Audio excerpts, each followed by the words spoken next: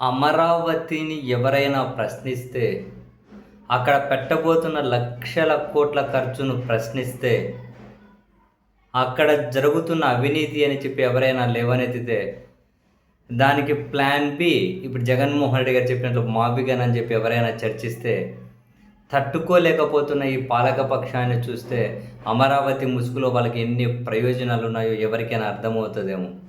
కానీ ఏ మాటకు ఆ మాట కానీ ఆ అమరావతి చుట్టూ ఒక విమర్శను, ఒక ప్రశ్నను కూడా తట్టుకోలేక వీళ్ళు దిగజారిపోతున్నటువంటి ప్రవర్తన చూస్తే ఛీ, అనవసరంగా ఈ ప్రొఫెషన్లోకి వచ్చాం, అనవసరంగా ఇటువంటి రాజకీయ నాయకుల గురించి వినాల్సి వస్తుంది, చూడాల్సి వస్తుంది, అనవసరంగా కొన్ని ఇటువంటి మీడియాల ముసుగులో కొందరు రోత మనుషుల గురించి చూడాల్సి వస్తుంది, వినాల్సి వస్తుంది అని అసహ్యం వేస్తుంది నా మీద. నాకే సీరియస్లీ నా మీద నాకు చాలా అసహ్యం వేస్తుంది.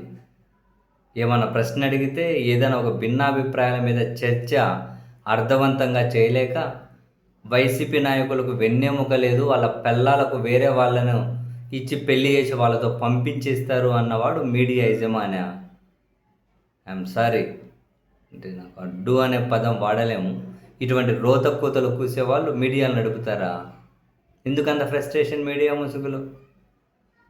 సమాధానం చెప్పలేక అమరావతి మాఫిగన్ ఏది మంచిదో జనానికి ఎక్స్ప్లెయిన్ చేయలేక, ఆ రెండింటి డిఫరెన్సెస్ వచ్చినప్పుడు వీళ్ళ వర్షన్ అమరావతి ఎందుకు అవుతుంది అనేది జనాలకు ఎక్స్ప్లెయిన్ చేయలేక 16 సంవత్సరాల కిందట 17 సంవత్సరాల కిందట చనిపోయిన రాజశేఖర్ రెడ్డి గారిని జగన్ గారు చంపేశారు సైకో అని అచ్చెన్నాయుడు గారు వచ్చి నీచమైన విమర్శలు చేస్తారా?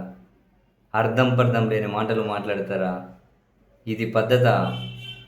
ఇప్పటి వరకు అక్కడ ఒక ఎస్ఎఫ్టీ 14,000 రూపాయలు ఎందుకు ఖర్చు అవుతుందో సమాధానం చెప్పారా?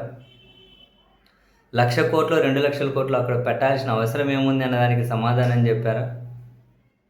ఎక్కడైనా ఒక అర్థవంతమైనటువంటి చర్చ ఎక్కడైనా చేశారా? ఆ అకౌంటబిలిటీ వీళ్ళు ఎక్కడైనా ఫీల్ అయ్యారా?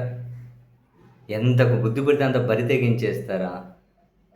అసలు వీళ్ళ రాజకీయ ప్రయోజనాల కోసం అని చెప్పి నోటికి ఏదొస్తే తిరుమల లడ్డూలో Pig fat, cow fat, fish oil, జంతువులకు ఏదంటే అది అనేశారు.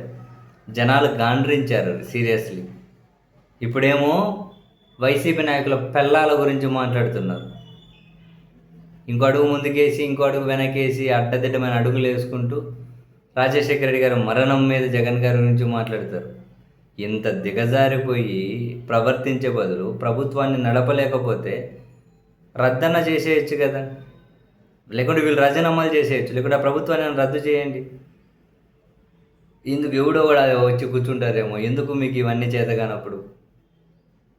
ఏదో రాష్ట్రాన్ని ఎలగబెడుతూ ఉన్నట్లు ఎందుకు ఎంత దిగజారుస్తారు? ఇంకా ఇవి పత్రికలంట, ఇవి టీవీ ఛానల్ అంట, వీళ్ళు నాయకులంట, వీళ్ళు మంత్రులంట, వీళ్ళు పాలకులంట, ఇవన్నీ చూసి అసహ్యమైకి ఏమేస్తుంది? ఎక్కడైనా చర్చ జరుగుతుందా? ఏ అవినీతి మీదైనా ఒకరోజైనా చర్చ జరుగుతుందా? ఎక్కడైనా ప్రభుత్వం పారదర్శకంగా వ్యవహరిస్తుందా? చేసే అప్పులు కూడా అసెంబ్లీ కూడా తప్పుడు ఇన్ఫర్మేషన్ ఇస్తూ ఉన్నారు. దాని మీద గవర్నర్ కూడా బోచ్చ గారు ఫిర్యాదు చేశారు. అసెంబ్లీలోనూ వ్యక్తిగత విమర్శలు, అసెంబ్లీని తప్పుదారి పట్టించడం, అసెంబ్లీ అన్న గౌరవం లేకుండా, రాజ్యాంగబద్ధ స్పీకర్ స్థానంలో ఉన్న వాళ్ళేమో పబ్లిక్గా జనాలను కొడతారు,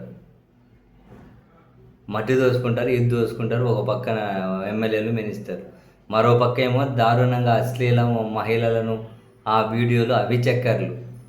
ఒక పక్క అవినీతి, ఒక పక్క అశ్లీలత, ఇంకో పక్క మంత్రులు అనబడే వాళ్ళే అడ్డదిడ్డమైన మాటలు, అడ్డదిడ్డమైన విమర్శలు, మీడియా అనబడేవాడేమో రోతకూతలు. ఏంది దరిద్రం ఆంధ్రప్రదేశ్కి?